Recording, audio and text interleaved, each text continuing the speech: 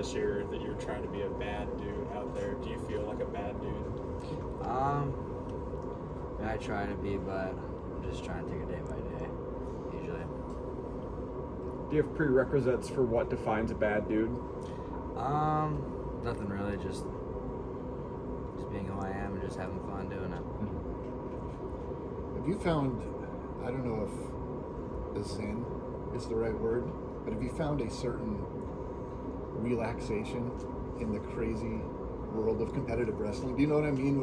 With the way you're organizing the locker room, the way you're talking right now, feels like you've found a place where you can be the madman you need to be on the mat, but also calmly focused every other moment. Yeah, I mean, I'm trying to almost replicate everything in a certain way, so that in any situation I can overcome it. So making everything super simple makes everything really easy in my life. So now I'm trying to get to a state where I can finally go with everything in a cycle. The takedown you got on Downey, it was a really quick finish, didn't let him scramble around. Is that something you were focusing on tactically coming into the match, finishing quickly, or was that a focus coming into that match? That was just more like a field thing. I know me and Metcalf, we worked on last year when I was a righty.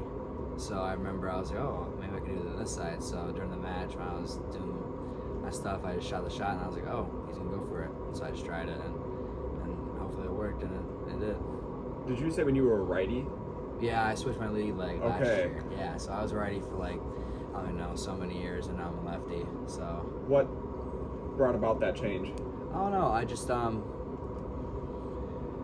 wanted to add stuff to my arsenal, coming to college and add more things to my arsenal, and it wouldn't hurt. So, and now I got both sides. Building off that a little bit, Dresser just got done talking about how you've developed more of a baseline defense last year. You guys get on your legs, you roll around with them a little bit. Now you got more of that traditional defense, and you're able to do things out of that. How important has that been for your wrestling, where you don't have to scramble around and expend a bunch of energy and do all that stuff to defend a takedown? How important has that been for you? It's been pretty important, because it helps me understand during those matches where I can exert more energy instead of exerting more points scoring situations.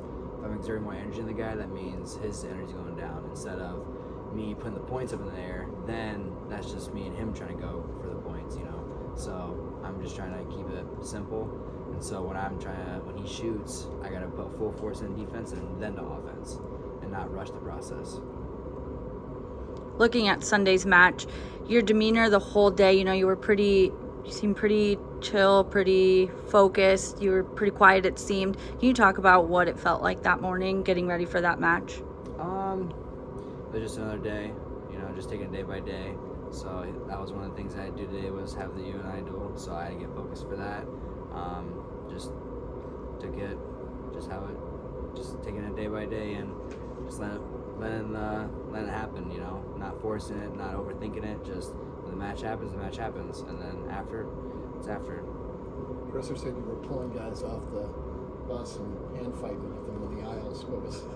Is that just organic? Or did you I had nothing else to do, so I was like, all right, I don't want to be my phone. I just want to start moving. So I started to find the guys and get some big guys, get the feels, see if they could replicate some of the things I was thinking about in my head. So. Did you get Herrera? Nah, he's lucky. I got Haggerty though. I got Haggerty. He was one of my suspects. Coach talked about the way your tournament ended in Kansas City has kind of helped drive you this season towards success. Can you talk about what it felt like leaving Kansas City? It was one of the most grateful opportunities of my life, experiencing one of the highest tournaments almost in the world for folk style. So getting to know and getting to understand where I was, and now just accepting where I was and accepting what I did, and then just improving from that day by day, just 1%. As a person who has been a true freshman, how impressive is what Daniel Herrera is doing right now? Very impressive, very impressive. I talk to him all the time.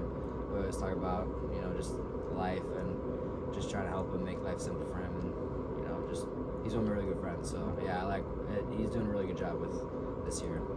The same token, Jacob Frost, sitting out last season, finding his way, seems to be kind of on the path Evan was last year. How has he impressed you?